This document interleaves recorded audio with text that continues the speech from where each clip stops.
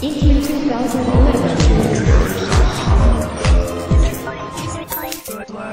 My name is Simon Bigland, and I'm doing the music and sound design and some game direction or game design and creative direction on Payday The Heist. I'm working for Overkill. So right now they're in the bank, and they've entered the bank, but they haven't put on their masks yet. You have the option to actually wait until you think the time is right to put the mask on. And you can see this guy now. He'll put on the mask and draw his weapon, and that's when the bank guards will recognize you as a robber, and the action release starts. So it might be better to wait until it's the right time, you know, to kind of let the cat out of the bag, like that. Now you have more, you've bought some time and have the ability to complete more objectives before the police get to the crime scene.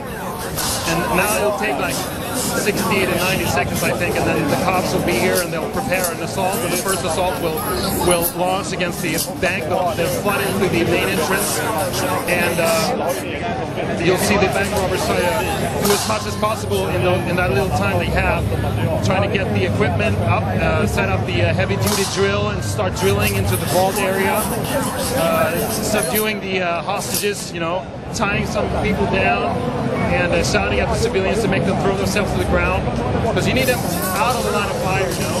There's actually a button that you use to shout at people. So you're facing a civilian, and you push the button, and you'll shout at them and make them throw themselves to the ground.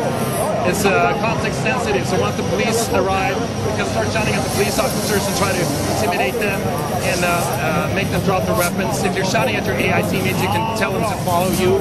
So it's really like intuitive and context sensitive, really accessible stuff. And we'll see the police cars arrive any second, I guess. The drill is working in the background, but it'll jam every once in a while, so you kind of need to be around that part of the level. At least one of the bank robbers needs to stay around there to make sure that you restart the drill once it jams.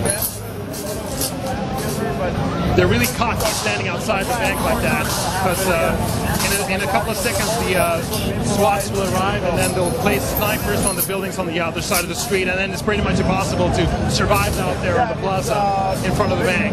So you gotta kind of go back and find a good spot, a good choke point, preferably to hold. You know, you see the police officers are storming into the lobby, and in a couple of seconds, I don't know if we have sound, but you'd hear the guy on the radio saying that in 30 seconds there will be a police assault. So you have the ability to kind of pick a good spot to defend, and then you'll see a red triangle, like an indicator at the bottom of the screen. It pops up right there, and that indicates that now there's an ongoing police assault, and they'll start using smoke bombs, as you can see there, to cover their advance. They'll come to the skylight, to the windows, through the ventilation ducts, and pretty soon this entire bank will be like a Swiss cheese. There's no safe place to be, you know.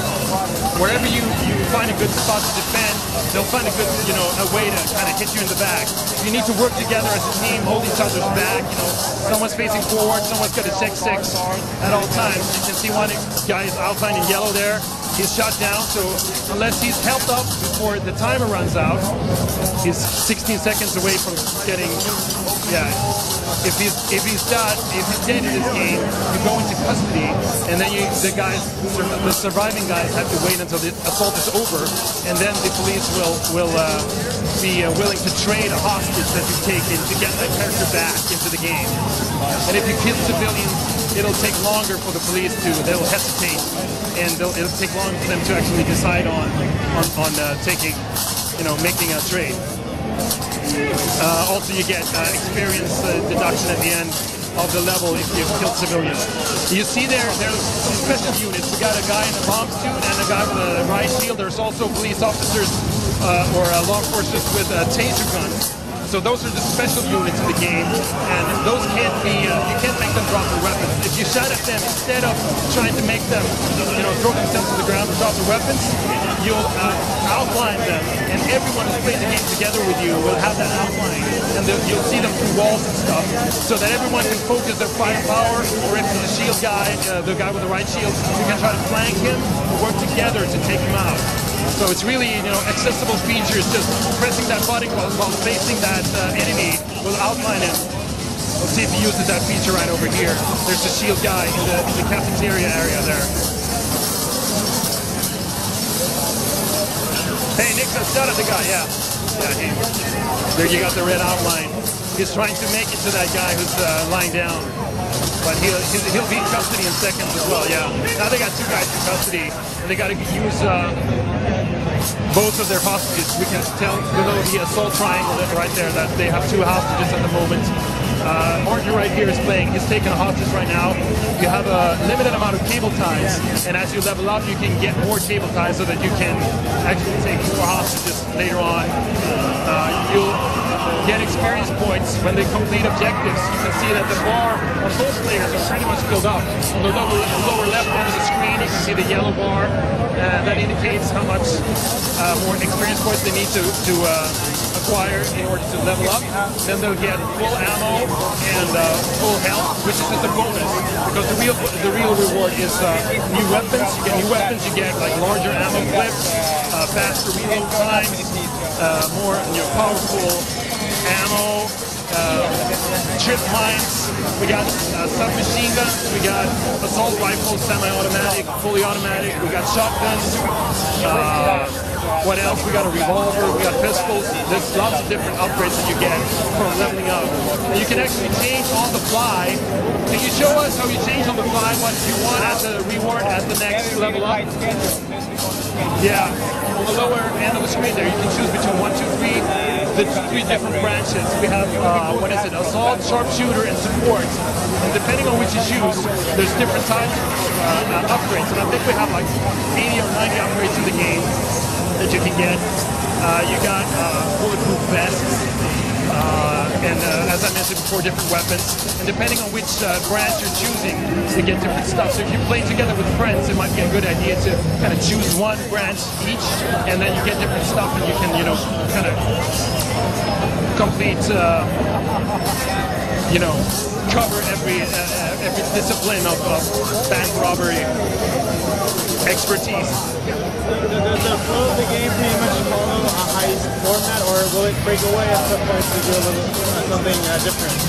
Yeah, well, there's 6 different heists in the game, and this one is a bank robbery. It's pretty much straightforward. You're trying to get into the vault, you're out the cash, and then get out.